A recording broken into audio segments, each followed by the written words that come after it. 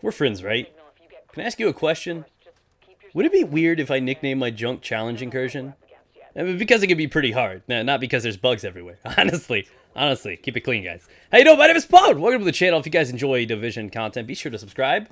That way you can fast travel back to the channel anytime you like for more videos. So, today I want to give you guys my guide, a foolproof, idiot-proof guide on how to beat the Challenge Incursion legit. Because if you're like me, you failed quite a few times. Like 5,000.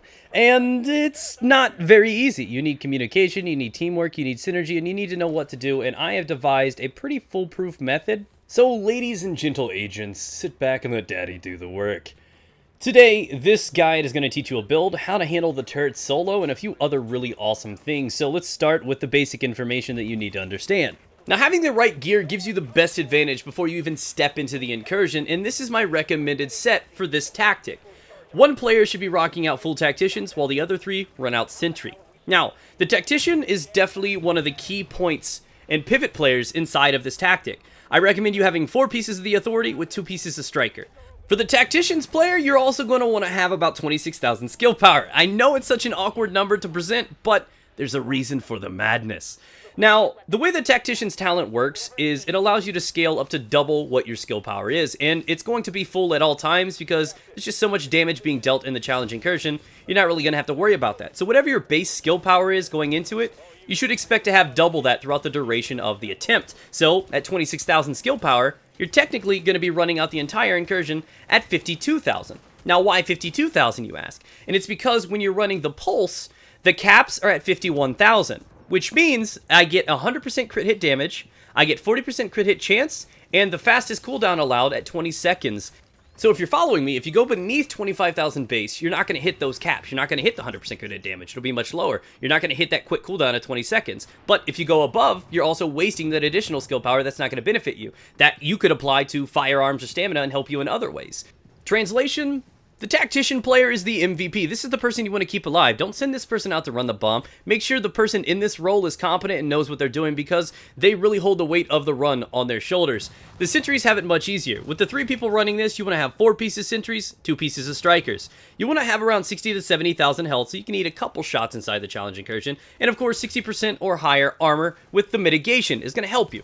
If you come close to these, you will still have around 200,000 DPS non-inflated. Definitely should be running SMGs and marksmans, preferably the M1. As for the talents on your builds, I would recommend the first 3 to be applying to every role. One is non-critical save and combat medic are just phenomenal for every party involved. Now, for the sentry players, I'd recommend you guys to have battle buddy, and for the tactician player, I'd recommend triage. To the skill side of things, all 4 of you running defense SIGs. The only time this method is ever in jeopardy of failure is when they send out 4 shotguns at you guys. These defense SIGs are going to lessen the blow and allow you the time needed to take those shotguns down and beat the whole challenge incursion.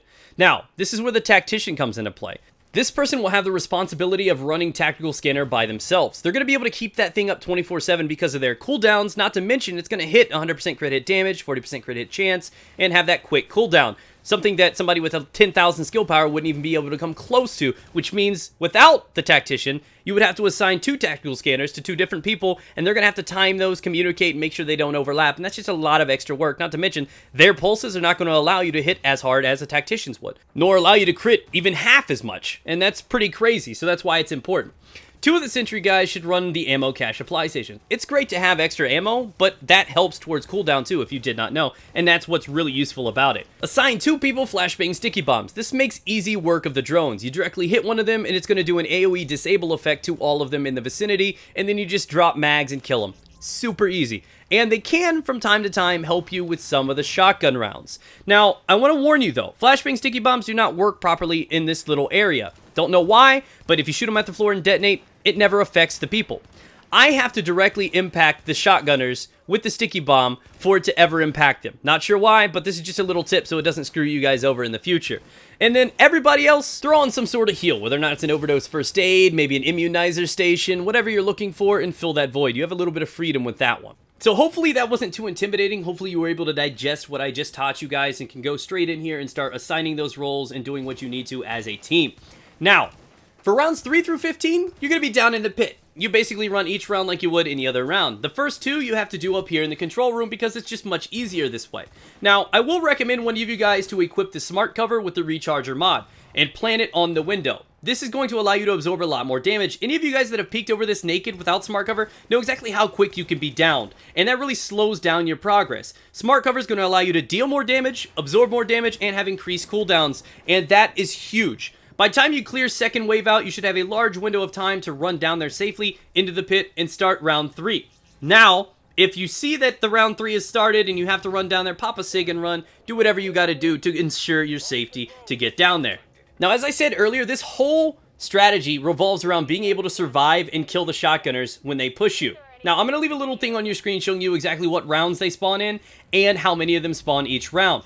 Now, as I said, you will pop a defense signature as soon as they start dropping down or as soon as you see one of them pushing on you. This is going to allow you guys to absorb a few extra shots and peel them and get those sentry stacks. But be warned, make sure you're not overlapping them. It's a smart idea to assign a leadership position to one of the players. So I know that in round 4, 4 shotgunners are coming. So at the end of round 3, I'm going to notice this, and then I'm going to be like, oh, Hades has his defense signature up. Hades, at the start of round 4, when the shotgunners push, you're going to be the one that popped the signature. That way people aren't double popping, that way there's no confusion, and you guys have a nice line of communication and a good chance of success. Also, you can go a little further in your chance to survive shotgun rounds, and this comes in the form of special rounds and, of course, grenades. If I drop an incendiary grenade on that staircase back there, the stupid AI that they are going to walk straight into it and Harlem Shake until their heart's content. You're going to buy a lot of time, it's going to zone them out, and also allow you to shoot them without them firing back at you. This is huge. Shot grenades, stun the hell out of them too. Those are great. So make sure you pair those up.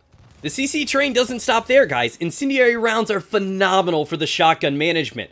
These things are great for locking them down, but you all don't want to be running them. Basically, I would recommend 2 of you guys running incendiary rounds, and then the other 2 getting ready with grenades. That way you can space them out and make sure you have enough of them for every time a shotgun round begins. If you're needing more incendiary rounds, you can find them at the back of the boo. First door on the right by the rewards vendor, there'll be a chest that you can loot them from. So it's simple. As long as you have a leader assigning roles and who pops the sig and who's using the incendiary rounds, this is going to run smooth for you guys. And like I said, you don't really have to worry about shotgunners. You don't have to worry about wiping. You don't have to dance for the APC missiles. You are literally safe from most of the big threats, everything shy of the shotguns. So if you can handle the shotgunners, you are going to successfully beat this. Now, you're about to see my strategy for planting the C4 on the back of the APC. A cool little thing in video games is that the AI generally see things like turrets as an extension of a player. So when I throw this station right in front of the door, right behind the APC, the turrets are going to identify that as a threat, start shooting at it, and allow me to freely run right behind it with enough distraction and plant this C4 and get out of there safely. Now, I know what you're thinking. Yeah, Pwn, it looked like it worked really well for you there, buddy. That was an anomaly. I'm not sure why the turret did not lock onto it. That is the one and only time that has ever happened. As long as you place it behind the APC and right in front of the door, it distracts him. As you can see, it let me run by right there. I don't know why it happened, and it sucks that that's the example I have to give you guys. But trust me when I tell you that it really is the best way to do it. Of course, you could do it the traditional way where you clear the room. You send 2 people up there to disable a turret on each side, and then, of course, the bomb runner. I would recommend you guys to do it that way. I know you can send 1 guy and then defense sig out of there, but with how useful those signatures are for surviving shotgun rounds, do not waste those on something like a bomb plant round. You basically handle every other round the same way. Flashbang the drones, any shotgun round that comes along, do it with the incendiary rounds and the signatures. You know how to handle every round from this point forward. Now, I do want to teach you a little bit about how I do round 15 because this one can be a little complicated because they respawn quite fast and you're not generally going to be able to clear the entire room. So what we do is all group on this left side and drop as many of the ads as we can. Sometimes a few of them stay in the back like they do right now, which is a pain in the ass, but usually you can drop most of them. The strategy for round 15 is to basically clear as much as the left side over here as you can and completely ignore the ones in the back and on the right side. They're not really going to be any sort of a threat for you. So what you do is you need 2 people to stay inside this pit at all times. These 2 people need to stay here because they are going to be the last resort. These are going to be the guys that have to stay alive after you plant this bomb in case you don't make it back in one piece. And 1 guy pops a defense signature, allowing you guys to run out there safely. That guy also follows the bomb carrier. He will pop the switch, allowing the bomb carrier to go outside and start planting the bomb. He will then pop the defense signature, allowing everybody to run back safely. And if you're not as sloppy as we were, you're going to all get back in one piece. Either way, you have those 2 people down in the pit staying alive. Because once that bomb detonates, the health slowly deteriorates until the APC dies and you guys have victory. So, we took 3 up that one time only because they were additional ads. We wanted to flashbang them. We felt like we needed a little bit of extra presence up there to survive that. The guy we left down there as our backup managed to dodge around a few seeker mines, surviving the APC explosion and giving us our very first challenge incursion clear. We have since beat it, obviously, but through all the various different ways that you can beat it, this is definitely the safest way. Like I said, you're only ever in jeopardy when the shotgun rounds come, and you're in jeopardy from those anyways in the other methods, but you also have to dance away from the APC explosions, you have to worry about snipers and drones more. This is definitely the safest and easiest way to do it, so share this with friends, get out there, and good luck to you guys. Thanks for watching. Subscribe if you guys are new here, leave a thumbs up if you found it useful, and I'm gonna go play around with my challenge incursion.